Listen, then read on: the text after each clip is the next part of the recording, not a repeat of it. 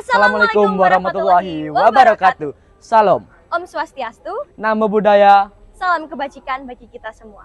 Perkenalkan, nama saya Davina Violeta Larasati dari kelas 11-8 sebagai kandidat calon ketua MPK. Dan saya Raka Wisnu Anggoro dari kelas 10-10 sebagai kandidat calon wakil ketua MPK. Dan kami adalah kandidat calon ketua dan wakil ketua MPK masa bakti 2025-2026 nomor urut 2.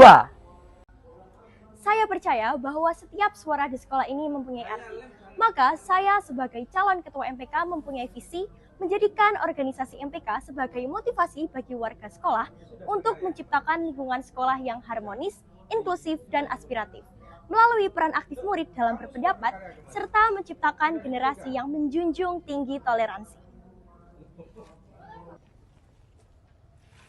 Untuk mewujudkan visi tersebut, ada 3 misi yang telah siap kami laksanakan. Yang pertama, meningkatkan efektivitas evaluasi dengan mengarahkan komunikasi antar anggota menjadi reflektif dan solutif. Yang kedua, menciptakan sarana aspirasi yang terbuka dan terjadwal bagi murid guna terpenuhinya hak bebas berpendapat sebagai anak maupun murid. Yang ketiga, menjadikan organisasi MPK sebagai pelopor budaya positif di sekolah dengan menciptakan suasana aman, nyaman, dan bebas dari segala bentuk perundungan. Untuk mewujudkan visi dan misi tersebut, tentunya diperlukan tindakan nyata yang dapat menggerakkan kita semua. Maka kami siap berkontribusi dengan mengadakan yang pertama adalah Solution Swap atau bertukar solusi, di mana para anggota OSPK akan menuliskan evaluasi dalam sebuah kertas lalu dikumpulkan. Dan setiap anggota akan mengambil satu dari evaluasi yang sudah ditulis, lalu mencari solusi dari evaluasi tersebut. Tujuan dari kontribusi ini adalah berfokus pada solusi, bukan siapa yang melakukan kesalahan. Untuk kontribusi yang kedua, yaitu Aspire to Inspire atau aspirasi yang menginspirasi, yang dimana OSIS dan MPK akan menyiapkan sebuah kotak aspirasi yang nantinya akan diletakkan pada setiap distrik atau kompleks kelas.